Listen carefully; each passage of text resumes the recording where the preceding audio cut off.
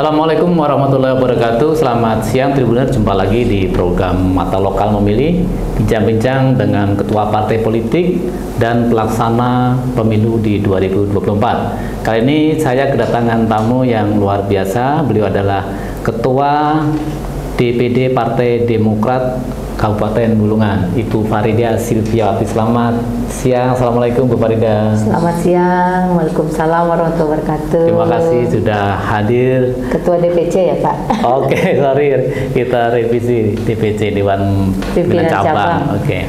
Kita nanti akan bincang-bincang mengenai persiapan Partai Demokrat Bulungan menghadapi pemilu 2024. Tentunya Bu Farida, ini kan sudah tinggal setahun lagi ya, malah kurang karena kan Februari tanggal 14 pelaksanaan pencoblosan pemilu 2024. Bagaimana Bu Demokrat menyiapkan menjelang pemilu 2024 ini Bu? Ya, saya kira kalau dari Demokrat, langkah yang kami lakukan saat ini adalah awal tahun tadi kami membenahi daripada struktur Partai Demokrat. Jadi baik itu di tingkat DPC maupun tingkat ranting yang berada di seluruh Bulungan ya. Ya, di desa-desa. Tentu saja kita melakukan perekrutan kader, kemudian melakukan KTA-nisasi. Jadi bagaimana merekrut anggota masyarakat yang dapat menjadi Partai Demokrat. Oke. Ya, bisa bergabung sebagai anggota Demokrat. Oke. Ya, kemudian untuk menjelang persiapan pemilu ini kami mengadakan rekrutmen untuk bakal calon anggota legislatif.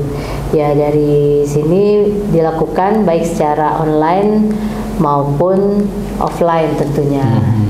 Jadi, namun kami memang memprioritaskan Pak untuk kader-kader Partai Demokrat dulu yang aktif begitu. Ibaratnya yang memang benar-benar mereka berkeinginan untuk maju sebagai calon anggota legislatif. Sejauh ini semua sudah terpenuhi atau masih proses perekrutan Bu?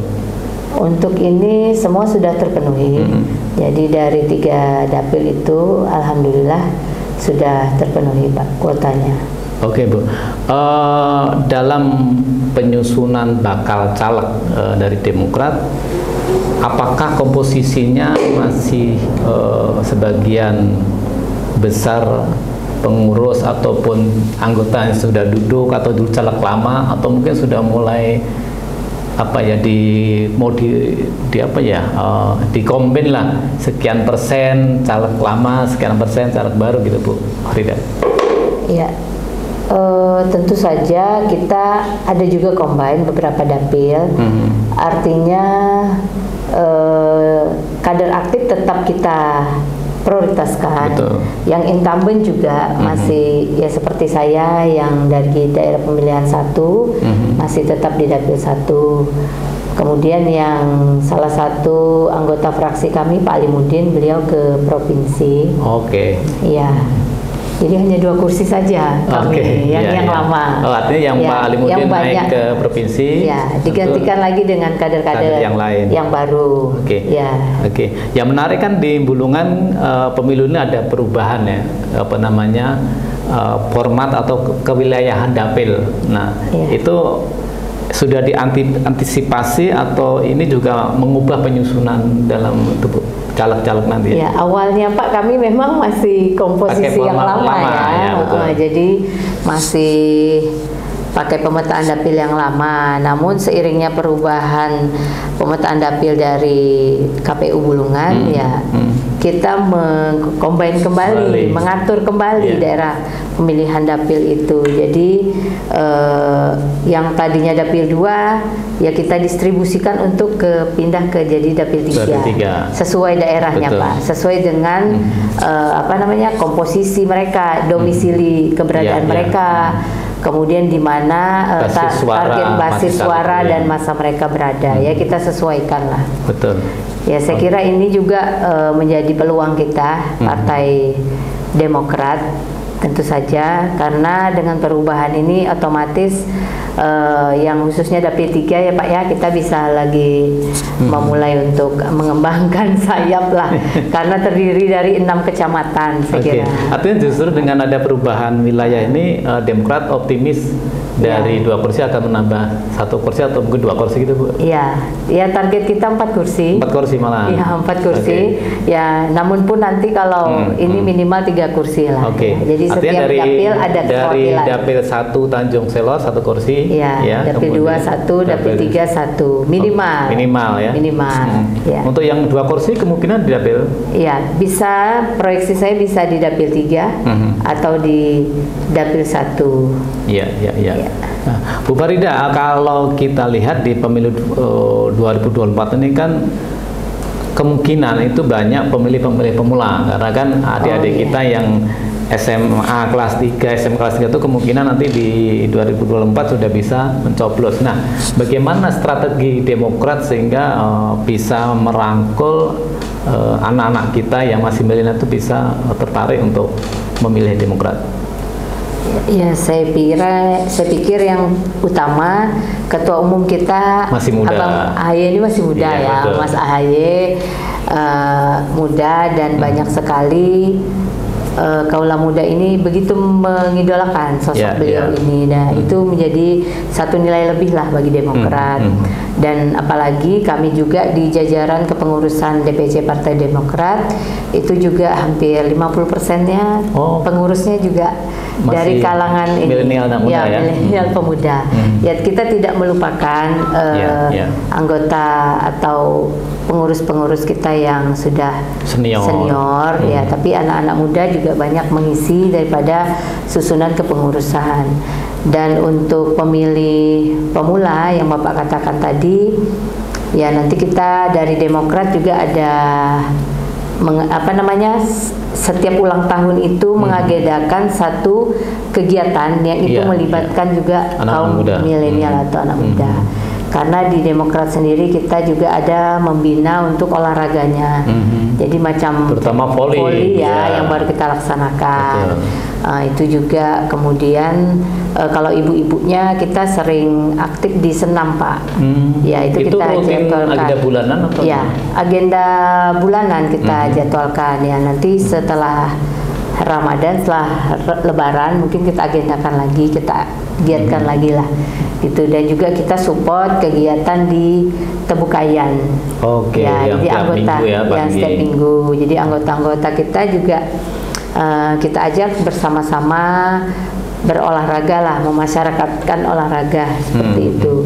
Nah, kalau dari penyusunan bakal caleg tadi Bu, berapa persen sih untuk mengakomodir tadi milenial, perempuan juga gitu. Kalau perempuan kan ada undang-undang 30% ya, tuh milenialnya seperti apa Bu? Kalau yang perempuan terpenuhi juga untuk 30% itu dari Demokrat memenuhi. Untuk milenialnya juga terpenuhi juga. Karena yang kali ini yang direkrut untuk caleg itu juga banyak dari kalangan milenial. Oke. Artinya memang strategi Demokrat ke depan memang milenial menjadi target utama lah. Iya Pak, karena pemimpinnya juga muda ya Pak muda. Oke Bu Farida ini kan selain sekarang duduk di legislatif dan kebetulan dipercaya menjadi ketua DPC Partai Demokrat di Bulungan. Sejauh mana sih Bu mengatur waktunya ya? Ibu kan sebagai perempuan harus keluarga, ngurusin sekolah juga. Itu seperti apa Bu? Apalagi ngurus partai juga yang lumayan besar juga di Kabupaten Bulungan. Ya, untuk mengatur waktu, biasanya saya di pagi hari ke PAUD dulu, sekolah dulu. Iya, sekolah dulu yang saya ini kerjakan. Nah, nanti setelah itu kalau memang ada rapat-rapat di DPRD atau undangan-undangan, ya itu saya hadiri setelah dari sekolah biasanya. Nah, nanti setelah dari sekolah Ya biasanya baru jam istirahat saya pulang ke rumah dulu. Untuk anak-anak dulu biasanya. Untuk anak-anak dulu dan suami. Nah setelah itu baru kita lanjutkan untuk mengatur waktu saya, apakah itu kegiatan partai ataukah kegiatan organisasi yang lainnya. Karena saya juga ya lumayan aktif di beberapa organisasi Pak. Ya mengaturnya begitu. Bisa juga biasanya kalau agenda partai saya agendakan malam biasanya Pak. Jadi saya kira kalau untuk mengatur waktunya karena sudah terbiasa seperti itu. Sudah berapa tahun sih gabung di partai atau di Demokrat dulu? Saya awal bergabung 2004. 2004. Ya. Lumayan lama. Ya, lumayan lama. Tapi itu dulu masih admin saya, jadi artinya belum Farida muda lah. Admin, jadi mengurus surat-surat aja dulu, belum kepengurusannya. Bu Farida, di dalam pemilu itu kan orang biasanya ada namanya kos politik ya. Kos politik itu ada orang mengasumsikan orang punya duit pasti akan dapat dengan mudah mencari suara atau politik praktis dan sebagainya. Nah, bagi Bu Farida seperti apa sih yang punya pengalaman kemarin di 2019 dan berhasil juga duduk di DPRD Bulungan itu? Artinya kos politik itu memang perlu atau seperti apa yang sebenarnya yang harus dilakukan gitu? Kalau kos politik untuk pemilu, ya setiap caleg memang perlu mempersiapkan itu Pak. Jadi saya kira kos politik itu ya kita perlukan biasanya untuk publikasi. Publikasi seperti kita mencetak kalender, mengumpulkan orang ngasih baliho, kemudian mengumpulkan orang konsumsi. Kemudian untuk transportasi itu sendiri kan, kita ke daerah-daerah dapil kita ya perlu ada transportasi, operasional lah. Jadi artinya seperti itu. Dan kalau money politik tersendiri ya saya pikir itu PR kita semua lah Pak. PR kita bersama bagaimana mengeliminasi politik uang ini. Karena bagi sebagian masyarakat ya mereka memerlukan itu. Ya, tapi sebagai kita abdi negara, penyelenggara pemilu, Bawaslu, KPU, kemudian dalam hal ini pihak yang berwenang berwajib, yaitu bersama-sama kita untuk mengeliminasi bagaimana politik uang ini itu bisa kita cegah gitu. Kalau selama ini apa yang Ibu Farida lakukan dengan memberikan pemahaman kepada masyarakat bahwa namanya politik uang itu tidak benar, tidak bagus sebenarnya. Nah, supaya masyarakat juga bisa memilih atau tertarik dengan apa visi-visi kita, tetapi mereka tidak hanya sekedar tadi Bu minta sesuatu pada para caleg-caleg ini Bu. Iya, saya kira itu Pak dari calegnya sendiri ya Pak ya. Jadi seperti saya, ibaratnya kita libatkanlah masyarakat itu dalam satu kegiatan kita, kegiatan yang positif. Jadi kalau menurut saya untuk menjadi seorang calon legislatif itu ya persiapannya ya kita harus rajin bermasyarakat. Jadi kita terjun ke daerah dapil kita, bertemu aktif dengan masyarakat, ya mereka kita libatkan dalam kegiatan kita. Ya misalnya kegiatan organisasi apalah yang kita punyai di masyarakat, yang itu bisa menyebabkan kita untuk berinteraksi. Nah, sambil kita memberikan pemahaman bahwasanya inilah tugas kita ketika kita duduk menjadi anggota legislatif itu adalah untuk memberikan pemahaman bahwa tidak semua hanya sekedar uang gitu. Jadi kita tidak hanya sebatas kamu coblos saya itu untuk uang, tapi kita berkontribusi untuk memberikan apa yang kita punyai. Jadi seperti kita bisa memberikan pemikiran kita, ide-ide kita, memberikan solusi bagi masyarakat. Nah itu kan kita tidak perlu dana Pak, kita tidak perlu memberikan uang, tapi edukasi gitu.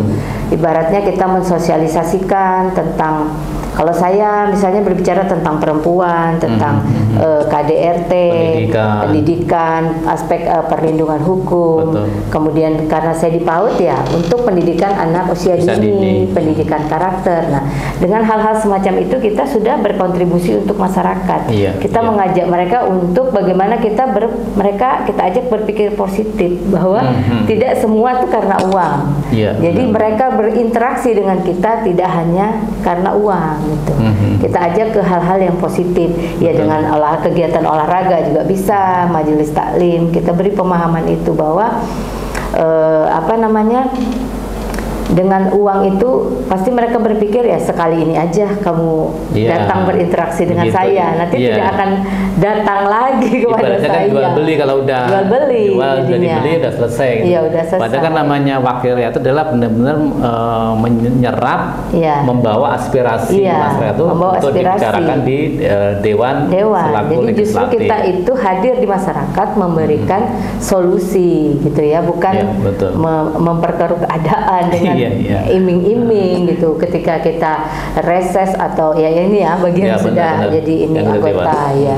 Jadi kita hadir di sana justru memberikan solusi bagi mereka.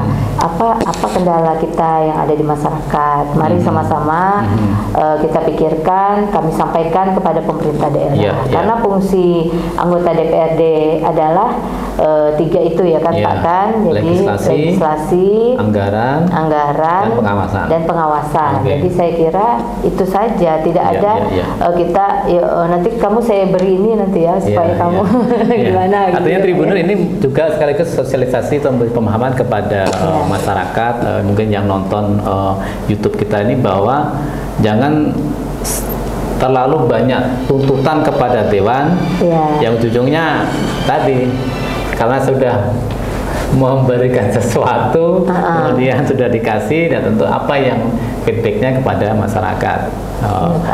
Bu Farida juga tadi akan kembali kepada anak-anak muda yang tadi diskusi di luar ini, kita ngobrol bahwa anak muda ini kan masih kadang-kadang apatis kepada politik. Nah, bagaimana nanti Demokrat mencoba mengajak, merangkul pemilih-pemilih muda ini supaya berpartisipasi aktif juga untuk nanti di dalam pemilu 2024, Bu Farida? Ya, untuk Demokrat sendiri kita juga ada program kerja yang untuk melibatkan anak-anak muda kita berpartisipasi menjadi bagian dari Partai Demokrat.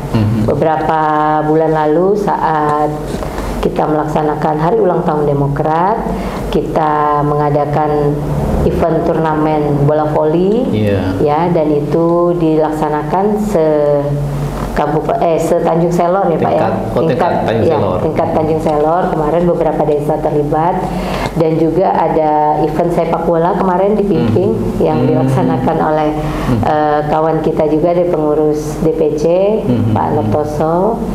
Jadi memang Demokrat kegiatan-kegiatannya banyak juga mengakomodir anak-anak muda kalangan milenial, dan juga kami juga ada organisasi perempuan Demokratnya Pak. Iya, Perempuan Demokrat itu terdiri dari ibu-ibu dan ibu-ibu mudanya Demokrat di sana berperan ya, mulai dari kegiatan olahraga, kemudian pengajian seperti itu, supaya mereka lebih aktif lagi lah di Partai Demokrat gitu. Oke. Termasuk kalau nggak salah ada juga organisasi muda ya, muda Demokrat ada juga, Bu? Ya, ada juga, tapi ini belum berjalan maksimal ya Pak ya.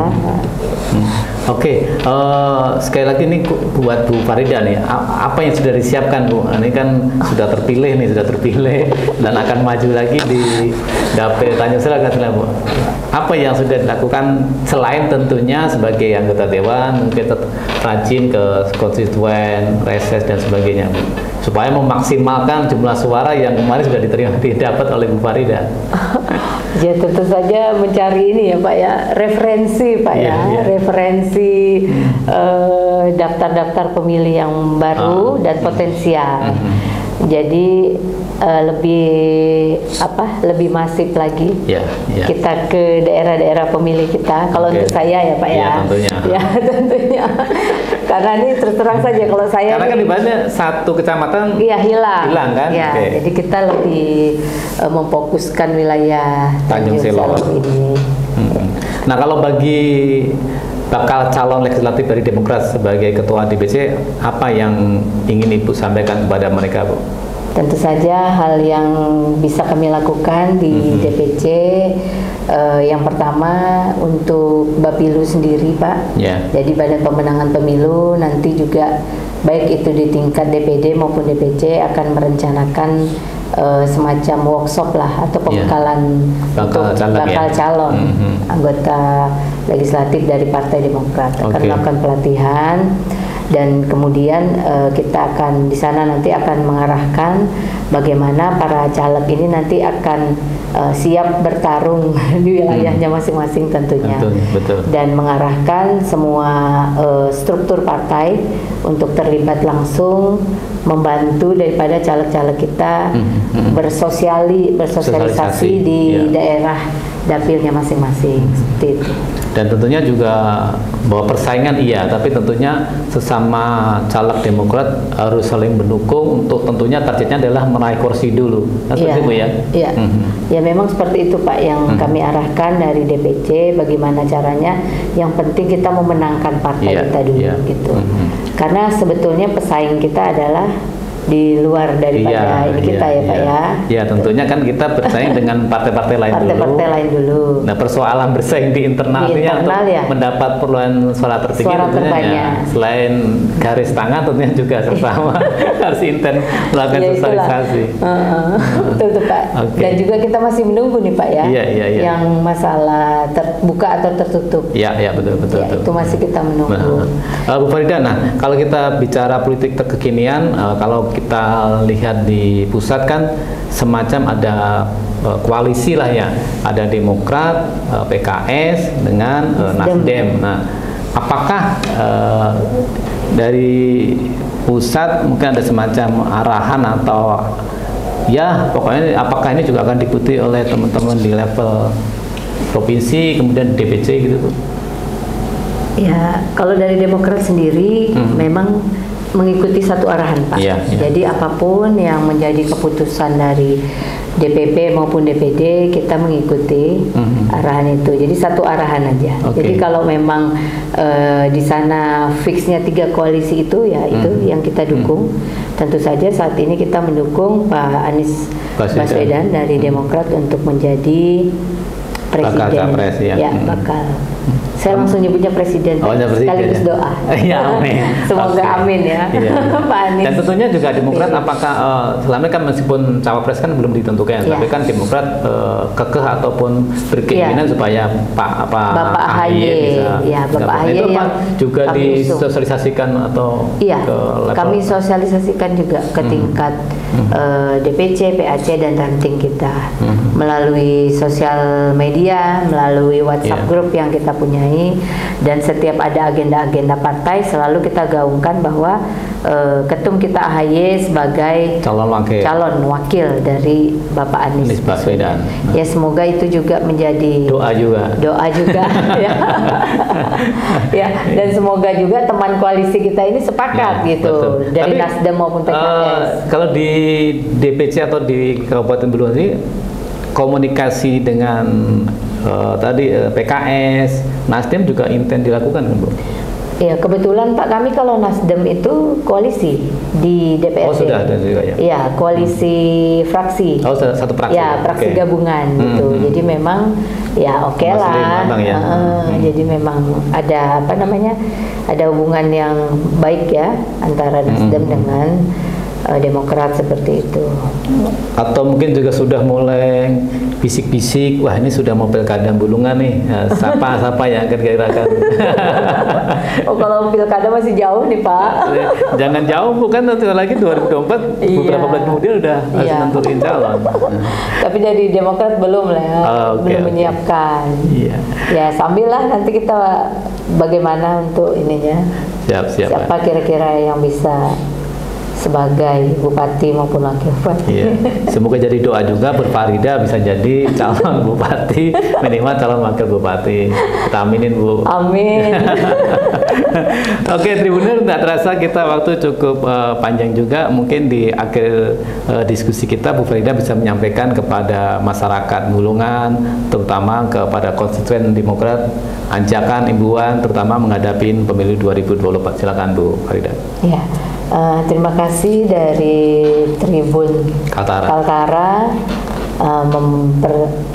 mempersilahkan kami dari Demokrat, memberi kesempatan saya mengajak seluruh masyarakat Kabupaten Bulungan khususnya dan Kaltara pada umumnya untuk menyukseskan pemilihan umum 2024 dan bersama-sama kita di saat pemilu nanti untuk datang ke TPS untuk memberikan suara kita, karena suara dari semua masyarakat Kabupaten Bulungan maupun Kaltara itu merupakan salah satu bentuk kontribusi, bentuk kontribusi untuk andil kita dalam berdemokrasi, berdemokrasi dan berdaulat untuk dalam memilih baik itu anggota legislatif, baik itu DPD yang non partai, juga presiden yang akan memimpin Republik Indonesia kita yang kita cintai. Dan kader maupun simpatisan Partai Demokrat dimanapun kalian berada, tetaplah kita pada visi dan misi kita untuk memenangkan Partai Demokrat di 2024 ini, baik itu tingkat legislatif DPRD kabupaten, provinsi maupun RI. Karena bagian dari dukungan dan kontribusi daripada para kader dan simpatisan khususnya Partai Demokrat itu akan mewujudkan Bapak Ketum AHY kita duduk menjadi wakil sebagai wakil presiden ataupun pemimpin di Republik Indonesia yang kita cintai tentunya. Amin. Dan jangan lupa Demokrat nomor 14 ya. Nomor 14 ya. Berarti pas dong. Harus kita tanggal coblosan dong, Bu. Ya, pas ya. Jadi tanggal 14 April 2024 jangan lupa coblos Demokrat nomor 14. Dan itulah. Pada ini, silakan, Bu. Kesempatan ini juga saya menghaturkan kepada kita semua, mohon maaf lahir dan batin karena sebentar lagi kita akan memasuki bulan Syawal. Kepada semuanya, kami dari Partai Demokrat memohon maaf yang sebesar-besarnya. Kami ucapkan selamat Hari Raya Idul Fitri 1444 Hijriah. Minal aidin wal faizin, mohon maaf lahir dan batin. Terima kasih Bu Farida yang sudah berdiskusi sharing mengenai persiapan Partai Demokrat dalam menghadapi pemilu di 2024. Nah, Tribuner, tentu kita masyarakat Bulungan khususnya tadi sampaikan Bu Farida harus ikut aktif berpartisipasi datang ke TPS nantinya pada tanggal 14 Februari 2024 untuk menyampaikan aspirasi suaranya. Siapapun yang akan pilih tentunya akan menjadi gambaran masa depan dan kemajuan Kabupaten Bulungan. Terima kasih Bu Farida. Tentunya semoga bermanfaat diskusi kita pada siang hari ini. Jumpa lagi di program Mata Lokal Memilih dengan narasumber dan partai yang berbeda. Assalamualaikum warahmatullahi wabarakatuh. Jumpa lagi. Waalaikumsalam warahmatullahi wabarakatuh. Terima kasih sudah nonton. Jangan lupa like, subscribe, dan share ya.